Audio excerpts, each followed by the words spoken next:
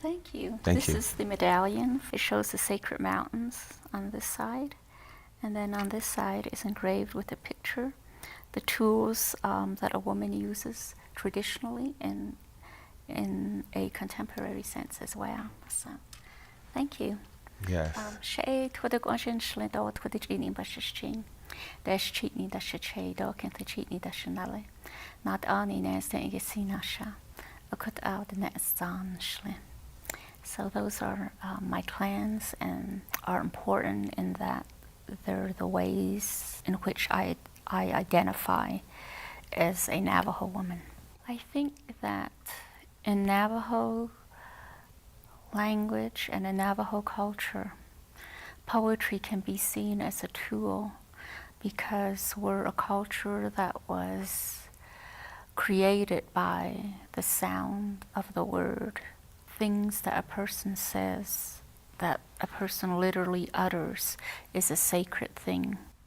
So I think that poetry is very much a tool of contemporary culture and really a tool that has been in existence since the beginning of Navajo time. I think that in a certain sense it may. I think of poetry more as a way to preserve vignettes of life. Poetry reflects the voices of a particular region. Mm-hmm. Yeah. I'd be happy to. It's about how Old Salt Woman created the first laugh ceremony for Navajo babies. I always knew about it because every time a baby laughs now, people always tell that story. So I don't know when I first heard it, but it's told every time that we have a first laugh. This is a sestina called Old Salt Woman.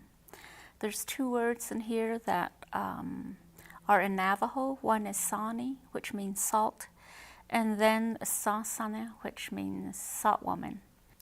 Iskida Jene, at the beginning of Navajo time, Ashi Sasane journeyed to Herfino Mesa near the shallow river. They said first baby was healthy, but her cooing was not a song of joy or wonder.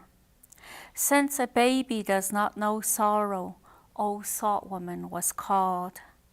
They said that the colors of laughter, of light efflorescence, traveled with her. She who is the primordial mother of the Salt clan. But her true essence became apparent in her autumn years.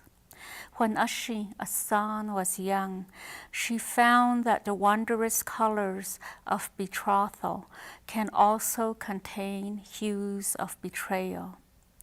Her pain was like a river of luminous beads worn smooth by tears and intense sorrow. Over time, she was able to transform the grief into exquisite songs of beauty.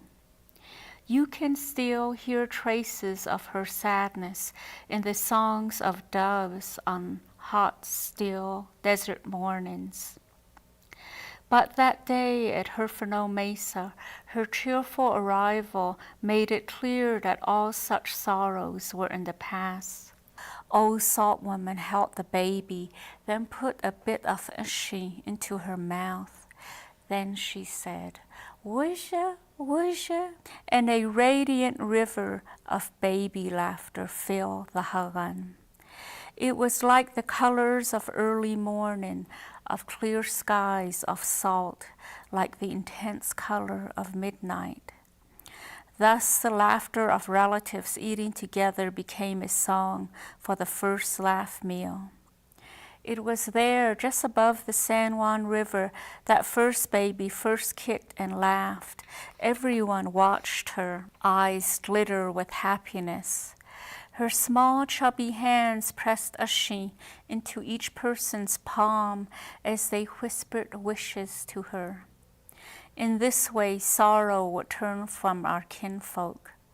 Ashi Asan remembered such sorrows, so she invoked the melodious names of mountains and the ageless colors of stones. She invoked the taste of fresh corn, Then the baby offered Ushi a box of Cracker Jacks and some fruit. These became the ritual songs that keep families together and loneliness away. Perhaps it was her radiant smile or tender baby touch in our palm that told us the crystal rivers of salt flow unseen beneath our feet. The hot sun and the thin brown rivers at the Netka remember the day when old salt woman arrived without sorrow. They watched as the baby became white shell girl. She emulated the colors of sharing, laughter, and the joy of stories.